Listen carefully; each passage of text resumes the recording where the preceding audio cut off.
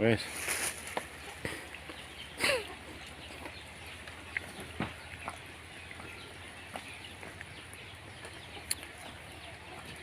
Saat ini saya berada di makam Waliullah Syekh Abdussalam, Dusun Karanggintung, Desa Gunung Lurah, Kecamatan Cilongok. Kita akan menuju makam beliau.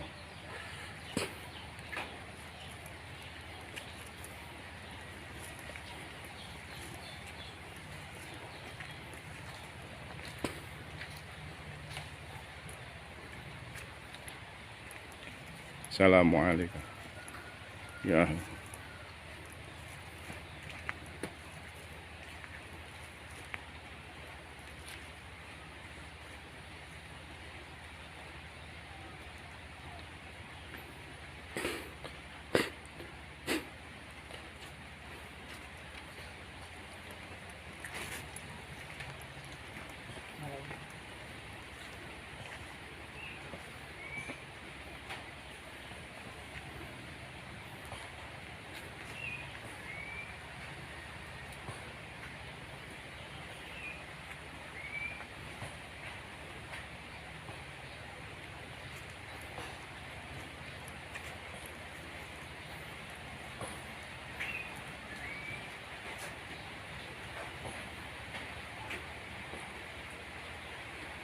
Assalamualaikum warahmatullahi wabarakatuh. Sedulur sebangsa dan setanah air, saat ini saya berada di Dusun Karanggintung, Desa Gunung Lurah, Kecamatan Cilongok, Kabupaten Banyumas.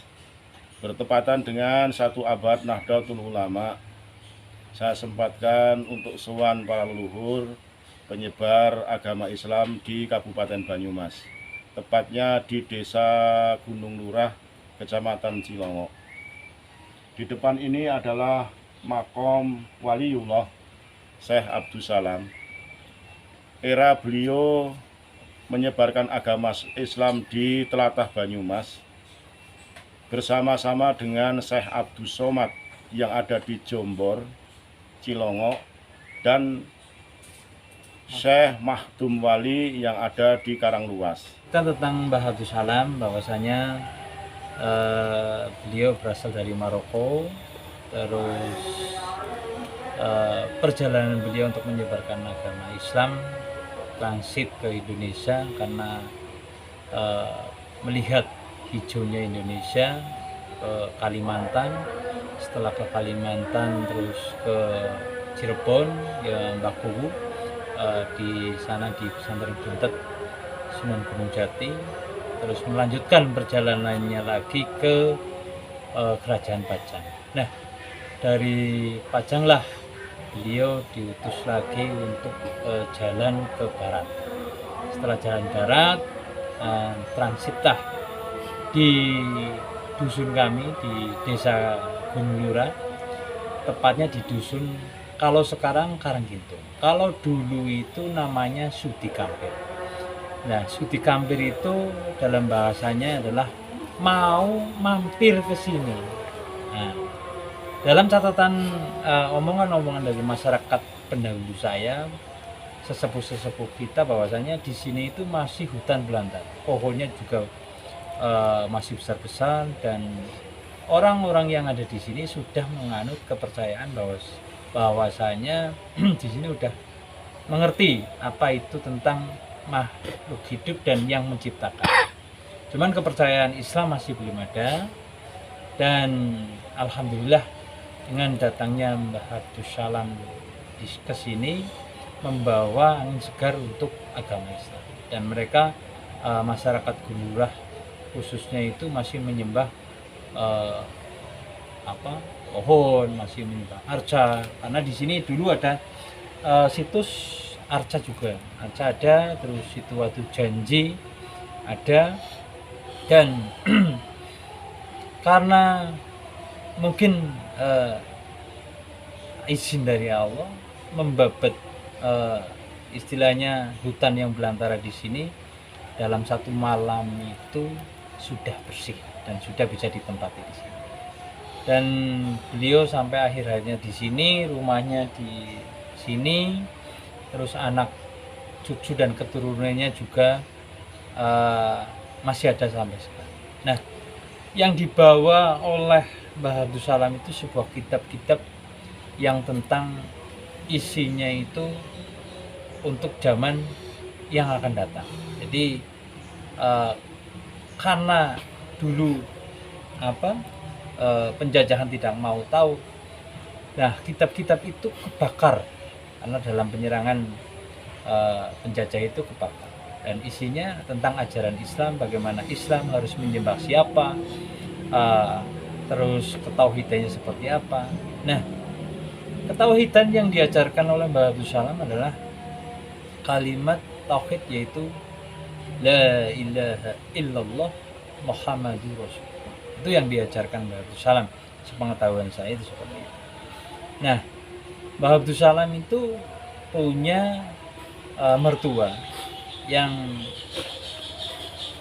di sebelah makom ini ada makom umum, di situ ada yang namanya Mbah Selakerti atau Mbah Nur Hakim. Mbah Nur Hakim itu cahaya pengadilan. Nah, kalau Mbah Abdus Salam itu murni asli, namanya itu Abdus Salam. Itu seperti itu. Tentang karomah-karomah Mbah Abdus Salam, sekelumit cerita dari pendahulu saya itu seperti ini.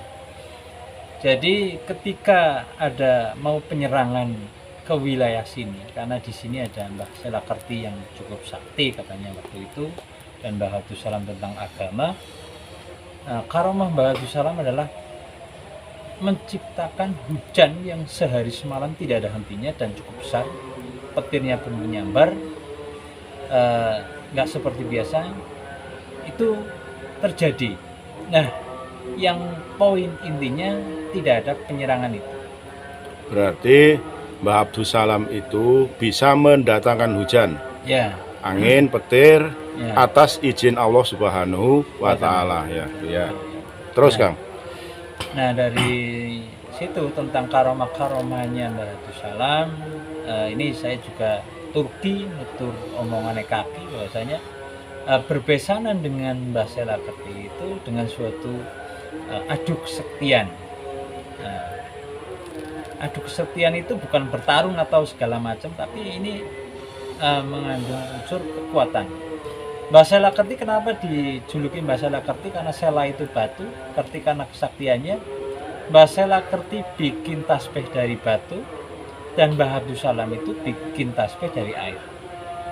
Itu yang seperti itu. Dan cerita-cerita dari cucunya sampai cicitnya sampai sekarang itu, karomah-karomahnya Mbah Abdus Salam dulu ketika dimintai keluarga bahwasanya ingin ikan air sungai atau apa itu diambilkan dari lorongnya, apa bahasanya kalau yang sekarang itu amben lah, longannya itu diambilkan dari situ.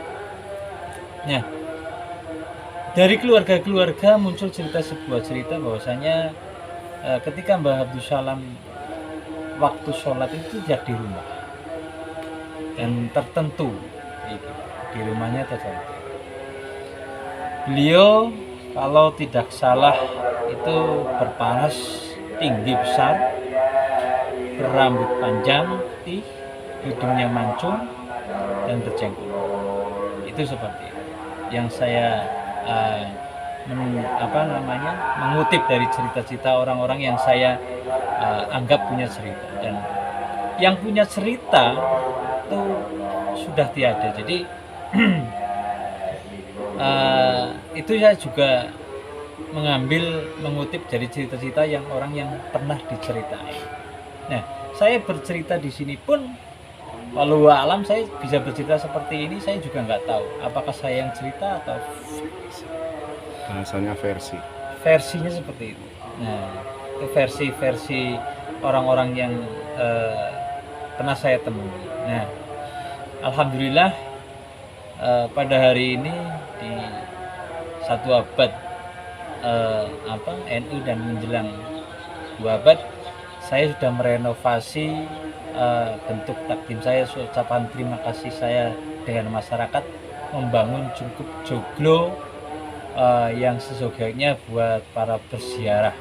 Nah, bahasa saya yang saya gunakan, saya tidak membangun makom ya, tapi saya membangun rumah atau joglo ini untuk para berziarah. Jadi makom tetap masih utuh sesuai dengan aslinya, tidak ada bangunan apa segala macam. Saya juga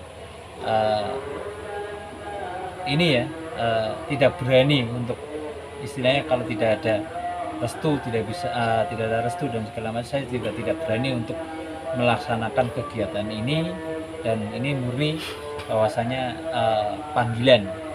Nah, sebagai bentuk takdim atau hormat kita masyarakat Gunung Lurah kepada beliau yang telah mengajarkan Islam di telatah Gunung Lurah, seperti itu.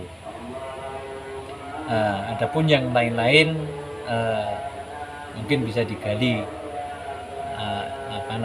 versi-versi yang lain. Nah, tadi yang disampaikan bahwasanya 3 serangkai itu adalah Syekh Makhdum Ali Karanglewas, terus Syekh Abdus Salam, terus Syekh Abdus Somad. Nah, kita juga lagi menggali tentang Syekh Abdus Somad. Kenapa ada Syekh Abdus Somad, Syekh Abdus Salam? Nah, itu kita sedang menggali apakah ini adiknya atau sepupunya atau saudaranya dan segala macam. Itu yang seperti itu. Dan alhamdulillah sudah selesai dan nyaman ini untuk para berziarah, dan mudah-mudahan menjadi keberkahan tersendiri lah. Dan saya juga bisa dikatakan amanahnya panjenengan semuanya untuk melaksanakan kegiatan ini.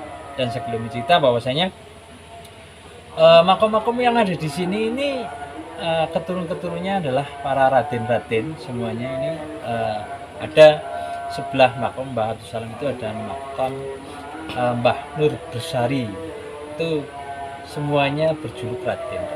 Nah, dari situlah versi-versi yang istilah menurut ahli sejarah, kita lagi menggali ahli sejarah dan keabsahannya, keasliannya, karena saya tidak mempunyai catatan resmi tentang Mbah Abdus Salam secara dokumen tertulis.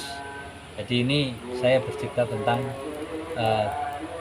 versinya Turki, tuturane kakinya itu seperti itu.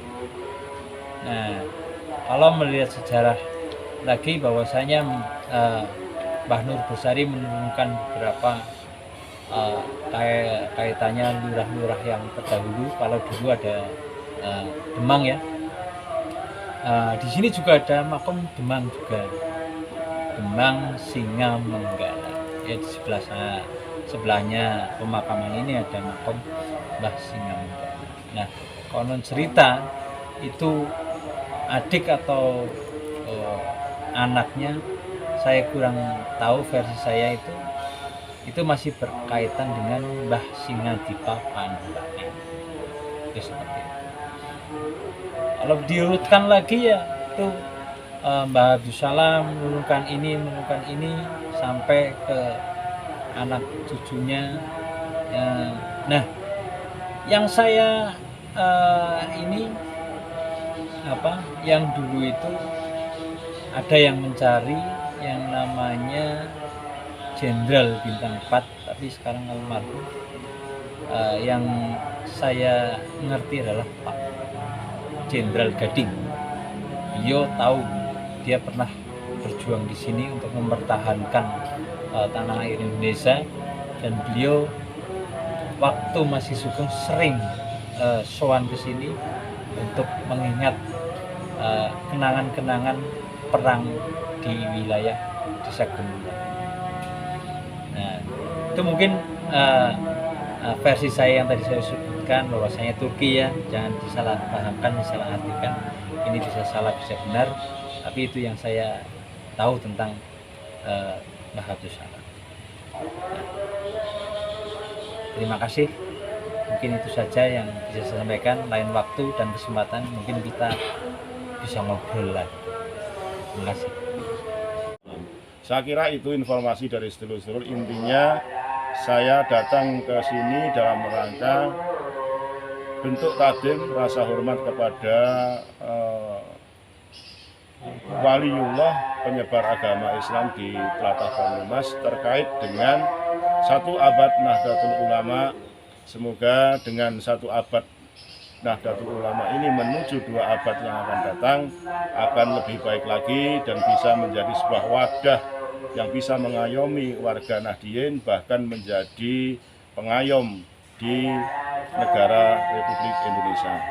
Jayalah terus Nahdlatul Ulama, salam NKRI harga mati, salam Nusantara, assalamualaikum warahmatullahi wabarakatuh.